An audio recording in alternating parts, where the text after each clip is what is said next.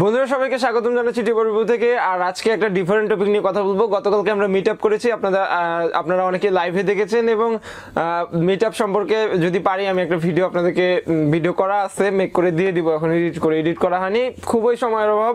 আমি গত পরশু রাতে গেছিলাম, সারা রাতে গেছি এবং গতকালকে রাতে সারা রাতে চলে আসছি। মাঝের একদিন শুধু মিট আপ মানে 2 রাতের ঘুম নাই, প্লাস এখন চেহারা দেখেই বুঝতে পারছেন। আচ্ছা যাই হোক, মিট আপে অনেকে আমাকে প্রশ্ন করেছেন, ভাইয়া আমি জব করি বা ভাইয়া আমি স্টুডেন্ট, আমার কি ইউটিউবের দিকে ফোকাস করা উচিত, অর্থাৎ ইউটিউবকেই ক্যারিয়ার হিসেবে নেওয়া উচিত নাকি? এটা জাস্ট অনেকেই প্রশ্ন করতেছিল। আমি মিট আপে আমার কিছুক্ষণ কথা বলার সুযোগ হয়েছিল, যেখানে আমি বলেছিলাম আমি শুধুমাত্র ইউটিউবিংই করি, আর কোনো জব এগুলো আমি করি না। এই কথার পরিপ্রেক্ষিতে আমাকে অনেকেই বলছিল যে আসলে এটা কিভাবে করব, আমি চাচ্ছি যে ইউটিউবিং করব। আবার এক বড় ভাই যিনি মিট আপে আসছিল উনি বলেছিলেন আসলে যে ভাই আমি জব করি, আমি চাচ্ছি ফুল টাইম ইউটিউবের দিকে ফোকাস করতে, অর্থাৎ জব ছেড়ে দিতে যাচ্ছেন। তো এই যে আপনারা এই প্রশ্নগুলো করেন, পড়াশোনা করে সরাসরি ইউটিউবিং করবেন বা পড়াশোনা চালাচ্ছেন, আপাতত একটা লেভেল পর্যন্ত পড়াশোনা করবেন, তারপরে আর জব করবেন না, শুধুমাত্র ইউটিউবিং করবেন। আবার অনেকে জব করছেন কিন্তু জবটা ছেড়ে দিয়ে ইউটিউবিং করতে যাচ্ছেন। তো এই প্রসেসগুলো অর্থাৎ কোনটা করা উচিত, আপনার এই জিনিসগুলো আপনাদেরকে বোঝায় বলার চেষ্টা করবো। পুরো ভিডিও জুড়ে রয়েছে। আমি বিপ্লব হোসেন ফ্রম টিউবার বিপু। চলুন শুরু করা যাক।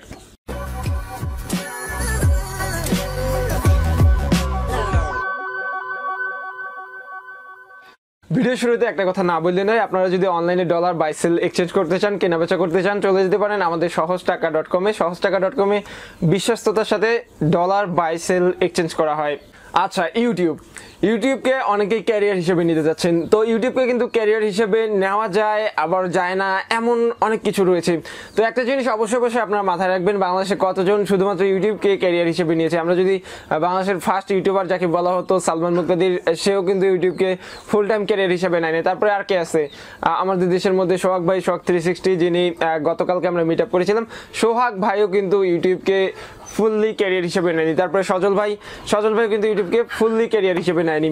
তো ওনারা আরও আদার্স কিছু কাজ করেন যেগুলোর পাশাপাশি ইউটিউবিং করেন। তো অবশ্যই আপনাদের যদি আপনি চান যে আপনাদের 1 মিলিয়ন সাবস্ক্রাইবার আছে, আমি বলছি জাস্ট আপনার যদি 1 মিলিয়নও সাবস্ক্রাইবার থাকে এবং প্রতি মাসে আপনি যদি $1000 ইনকাম করেন, তবুও শুধুমাত্র ইউটিউবকে আপনার ক্যারিয়ার হিসেবে নেওয়া অনেক বোকামি হবে।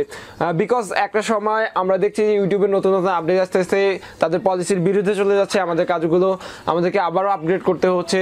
কোনো মাসে আমাদের $100 ইনকাম হচ্ছে, কোনো মাসে $1000 ইনকাম হচ্ছে।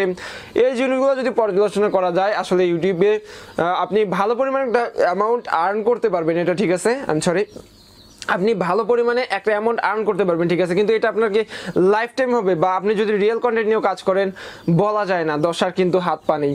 সো আমরা গতকালকে মিট আপে গেছিলাম, ওইখানে অনেকেই অনেক কথা বলছে, তারপরে অনেকের সাথেই আমার কথা হয়েছে। তো কথা বলে আমি এটা সিদ্ধান্ত উপনীত হয়েছি যে শুধুমাত্র ইউটিউবকে আপনার ক্যারিয়ার হিসেবে নেওয়াটা বোকামি হবে মোটামুটি।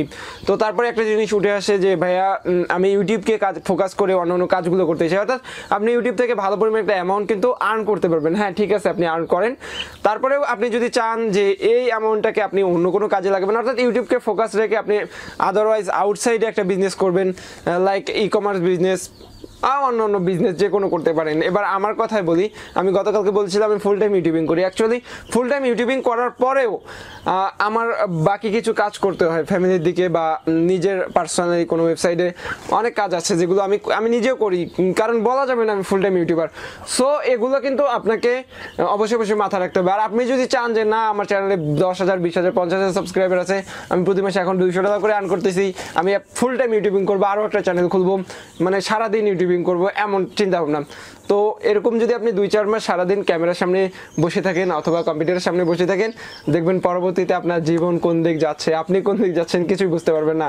রিয়েল লাইফ এক্সপিরিয়েন্স থেকে বলতেছি। তো অবশ্যই ইউটিউবকে একটা সাইডে রাখেন, একটা পার্টে রাখেন, হয় ইউটিউবকে মাঝামাঝি রাখেন, সাইডে অন্য কিছু করেন, অথবা মাঝামাঝিতে অর্থাৎ আপনার মেইন কেরিয়ারে কিছু একটা করেন, পাশাপাশি ইউটিউবিং করেন। শুধুমাত্র ইউটিউবিং নিয়ে পড়ে থাকলে এটা একটা বোকামি হতে পারে আমি মনে করি। তো আমি চেষ্টা করলাম আমার পার্সোনাল ওপিনিয়নগুলো আপনাদের সাথে শেয়ার করার জন্য। ভিডিও ভালো লাগলে অবশ্যই একটা লাইক দিবেন, কমেন্টে জানাতে ভুলবেন না আপনাদের মতামত। আর আপনি যদি আমাদের চ্যানেলে নতুন দর্শক হয়ে থাকেন অথবা সাবস্ক্রাইব না করে থাকেন, তাহলে অবশ্যই সাবস্ক্রাইব করবেন। দেখা হবে পরবর্তী কোনো ভিডিওতে। সেগুলো সবাই ভালো থাকবেন, সুস্থ থাকবেন, আল্লাহ হাফেজ।